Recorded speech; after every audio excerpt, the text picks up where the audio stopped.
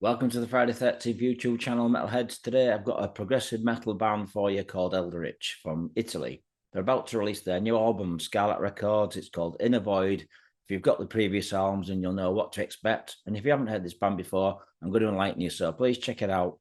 The band were formed back in 1991 in Italy and have released 12 previous albums to date. So that does really say a lot about a band. Now, the band mixed a combination of power metal and progressive metal, and it works really well for these guys. Now, the band was originally formed by Eugene Simone. Guitarist is also in the band today, but also have original members Adriano Del Canto, former drummer, and would also have Terence Holler on vocals, who's still in the band today, with the original keyboard player Oleg Smirnoff. Now, the band would release a couple of demo tapes, and one of the demos got into the hands of LMP Music. Now, LMP Music released their first album, which was called Seeds of Rage, released in 1995. This was a fantastic debut album. Now, the first album to me came across between Watchtower, Dream Theater, and a German band called Sieges Even. Although the band do have a lot of progressive elements from the Italian scene, it really does mix well with the bands I've just mentioned. Although the band do have some Italian influences, they're very different from a lot of Italian bands. And with the early stages of Terence's vocals sounded very much like Sieges Even, a little bit meek on Delta-ish in places, but it really did fit well with the music. Certainly different from other Italian bands. The band had released their second album in 1997. This was called Headquake. It's very similar to the first album, but they were also very different from a lot of Italian bands. They stood out, and they've been writing some really interesting music throughout their career. Now, the band started to get heavier later on in their career, especially with the album Tasting the Tears. This was released in 2014. It's a really good album, guys. If you've not heard it and you like the previous albums I've done, please check out this. They've gone heavier and more technical.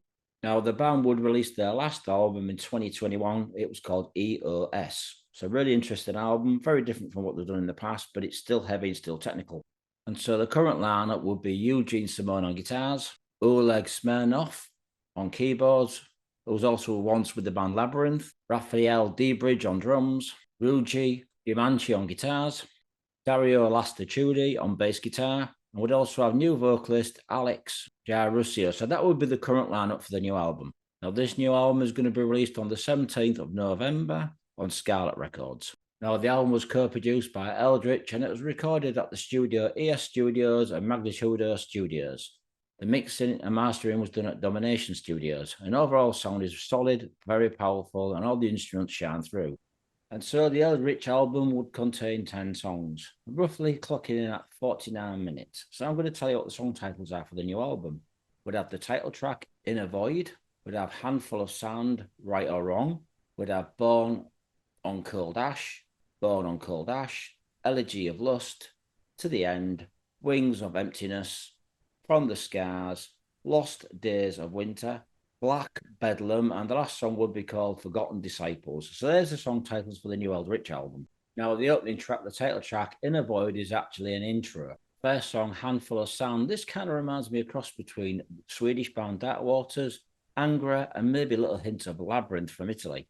The album is very well produced. It's very solid in sound, very crisp and very powerful. This song is very particularly technical. It's got some really good elements and it's very progressive in places, but it's a very heavy song, but it's still Eldritch. I have to say that Terence's vocals have become very strong over the years. Vocal harmonies on this song also remind me of German band Blind Guardian. So if you're a fan of what Blind Guardian does with the harmony vocals, this song is a really good song for you to check out. Next song, Born on Cold Ash. This kind of reminds me of a cross between Yngwie Malmsteen and Stratovarius. So if you like symphonic with a lot of progressive parts and a lot of classical music, it's also a very heavy structured song. This song also kind of reminds me of a German band also called Brainstorm. Just the harmony vocals and the guitar playing in places. Next is a song called Elegy of Lust. This kind of has a vibe of Symphony X, especially in the music.